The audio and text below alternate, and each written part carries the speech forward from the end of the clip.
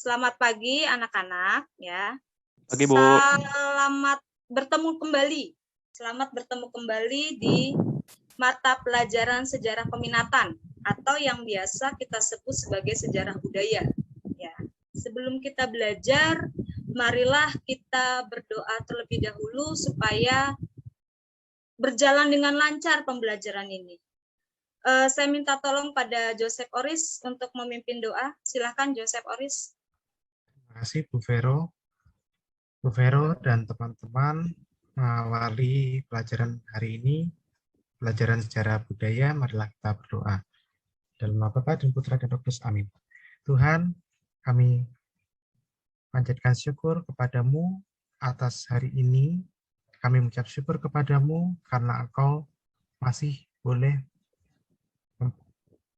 mempersatukan kami dan mengumpulkan kami dalam pertemuan virtual pagi hari ini. Dimuliakanlah namamu Tuhan kini dan sepanjang masa. Amin. Dalam nama Bapa, Putra, dan Roh Kudus. Amin. Terima kasih Oris. Minggu kemarin kita sudah membahas mengenai kerajaan Hindu-Buddha ya pada bab 1. Sekarang kita masuk pada bab 2, yaitu mengenai Eropa. Peristiwa-peristiwa penting yang ada di Eropa. Peristiwa-peristiwa penting di Eropa. Yang kalian tahu tentang Eropa itu apa sih? Silahkan. Teknologi dan ilmu pengetahuannya maju, Bu. Teknologi dan ilmu pengetahuannya maju. Apalagi? Terus juga kalau Eropa itu terkenal sama karya-karyanya, sama memiliki masa-masa yang sangat penting pada perubahan untuk zaman sekarang. Kayak Eropa itu sebagai apa sih, bisa dibilang itu sebagai tolak ukur di mana banyaknya terjadi perubahan, terjadinya reformasi itu biasanya di benua-benua Eropa yang mengalami kemajuan, bahkan sampai kemunduran ada di benua Eropa itu sendiri. Oke, terima kasih. Itulah yang kita ketahui tentang Eropa ya. Sekarang kita masuk pada peristiwa penting di Eropa yang salah satunya adalah Renaissance. Saya share screen dulu ya.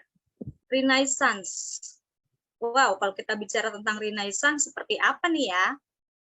Kita harus mengetahui dulu apa saja tentang Renaissance ini. Sebelum kita lanjut, kita harus tahu tujuan pembelajarannya. Tujuan pembelajarannya di sini nanti kalian atau para siswa itu bisa menjelaskan faktor penyebab, kemudian ciri-ciri zaman Renaissance itu seperti apa, kemudian pengaruhnya atau dampaknya bagi Indonesia maupun dunia.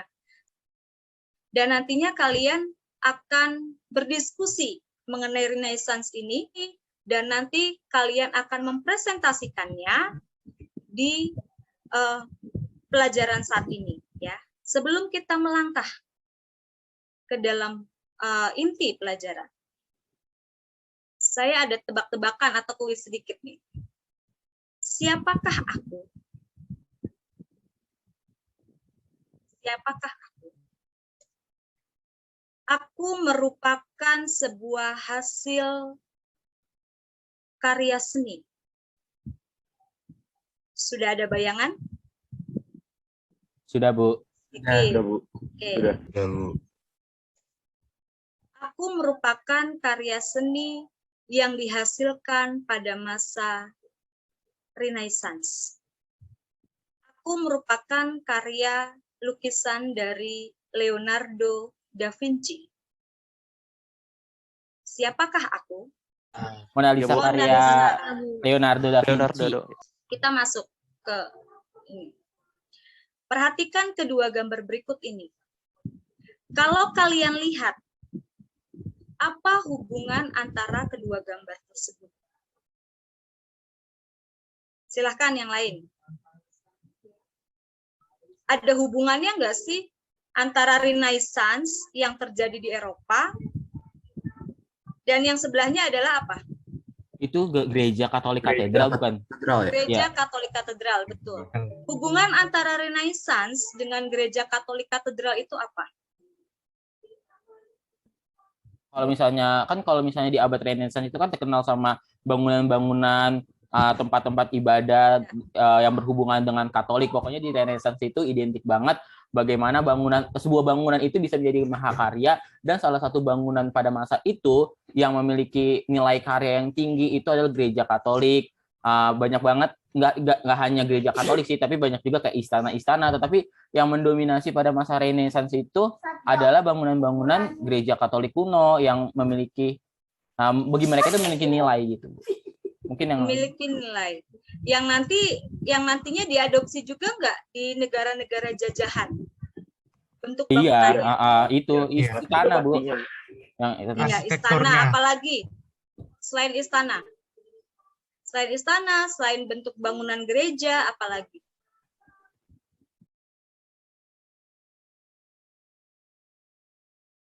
Pemerintahannya, sistem pemerintahannya dipimpin oleh kaum agamawan. Sistem pemerintahan di mana yang dipimpin oleh kaum agamawan? Vatikan ya, kalau sistem pemerintahan Vatikan kan berbeda sendiri nantinya. Ya. Itu. Kalau kita mengingat kata Renaissance, apa yang kita ketahui mengenai Renaissance? Renaissance dan gereja itu ada hubungannya sangat erat. Diibaratkan bangunan gereja mungkin bukan hanya gereja saja, seperti istana-istana yang ada di Indonesia pada saat itu juga mengadopsi bangunan-bangunan dari Eropa, terutama bangunan dari Yunani dan Romawi. Terlebih Yunani ya, di mana bangunannya memang bangunan-bangunan besar. Kalau kita mengingat, kita belajar mengenai Renaissance, apa sih yang kita ketahui tentang Renaissance itu? Kita lihat. Pembaruan. Iya, Renaissance. Renaissance berasal dari bahasa Latin. Renaître, yang berarti lahir atau bangkit kembali. Bisa diartikan kelahiran atau kebangkitan kembali budaya Yunani dan Romawi klasik.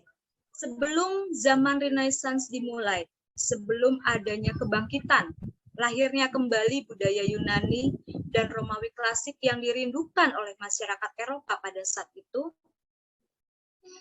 Eropa berada pada abad pertengahan, atau yang biasa kita sebut sebagai the Middle Age, atau juga disebut sebagai abad ke-8, masa ke-8, the Dark Age. Hal ini disebabkan dominasi gereja sangat kuat dalam aspek kehidupan. Ciri-ciri dari abad pertengahan, atau yang biasa kita sebut sebagai abad ke-8. Ciri-ciri yang pertama adalah didominasi oleh gereja. Masyarakat Eropa pada saat itu didominasi oleh kaum gereja. Eptek tidak berkembang, karya seni tidak berkembang, dianggapnya yang ketiga, dianggapnya jadi kebudayaan Romawi dan Yunani itu mati suri. Nah, sekarang diskusikan bersama kelompok. Minggu kemarin saya sudah membagikan kelompok. Yang pertama, kelompok 1 membahas mengenai faktor penyebab Renaissance.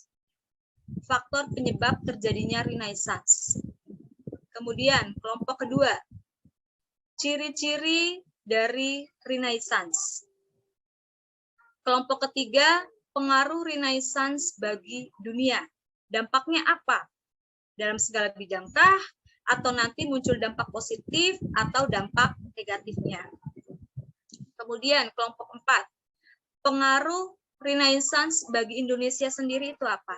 Ada tidak pengaruhnya bagi Indonesia? Nah, nanti setelah kalian diskusi, hasil diskusinya itu dipresentasikan dan ditanggapi oleh kelompok lain.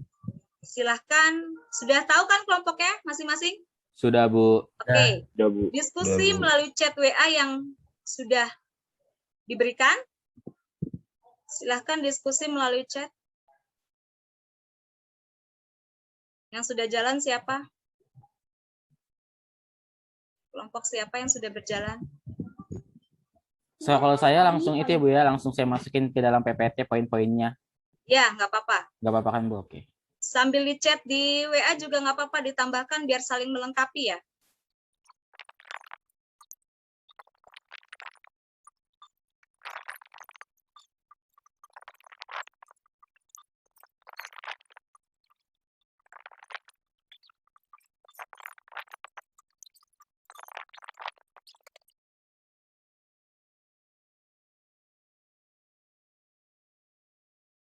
Satu ingin mempresentasikan tentang faktor-faktor apa saja yang menyebabkan terjadinya Renaissance.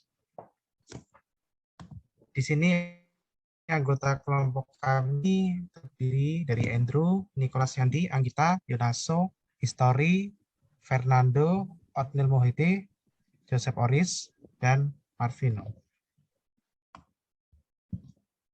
Kemudian ini adalah faktor-faktor mengapa terjadinya Renaissance.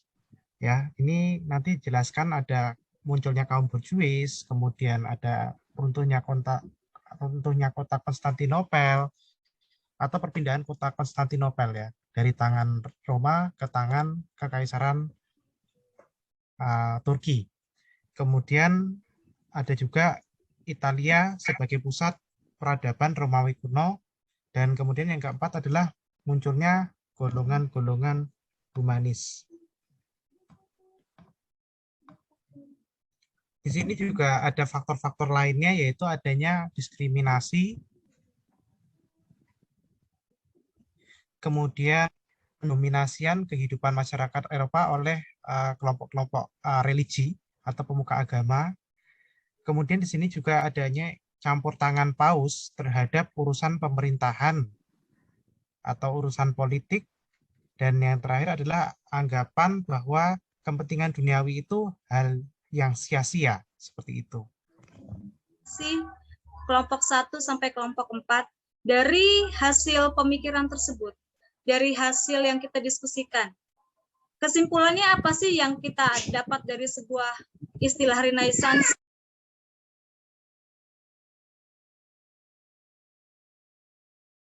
Siapa yang bisa menyimpulkan? Ayo. Perubahan sistem politik dari pemisahan gereja sama sistem perduniawian, terus sistem kehidupan manusia yang juga berubah. Iya, sistem kehidupan yang manusia yang sudah berubah. Apalagi?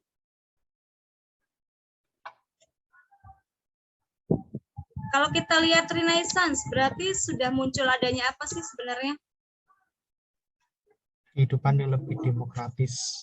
Jadi kesimpulannya adalah kehidupan demokratis ya. Eropa menuju masa kebangkitan.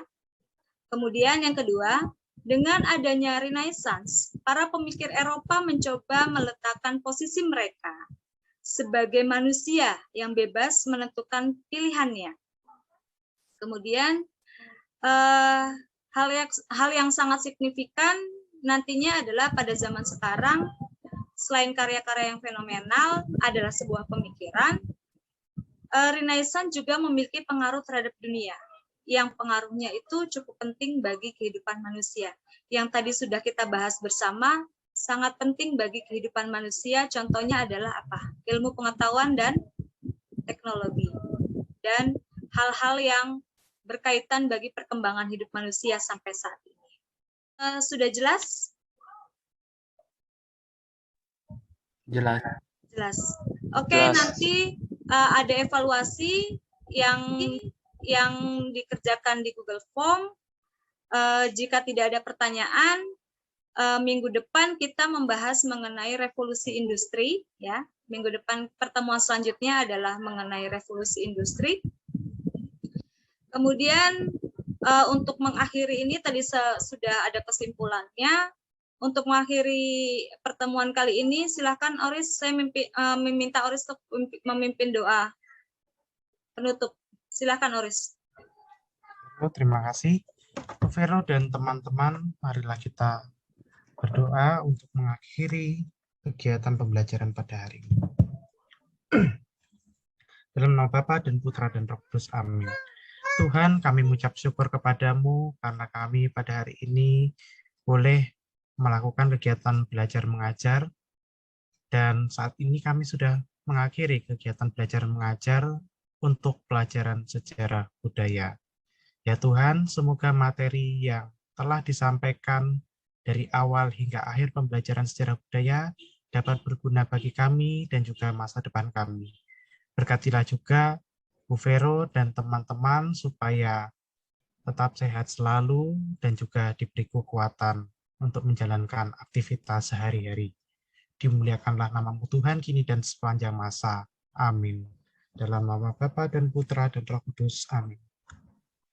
Terima kasih Oris, terima kasih anak-anak. Sampai bertemu minggu depan. Semoga kita selalu sehat dan selalu bahagia. Terima kasih semua. Selamat pagi.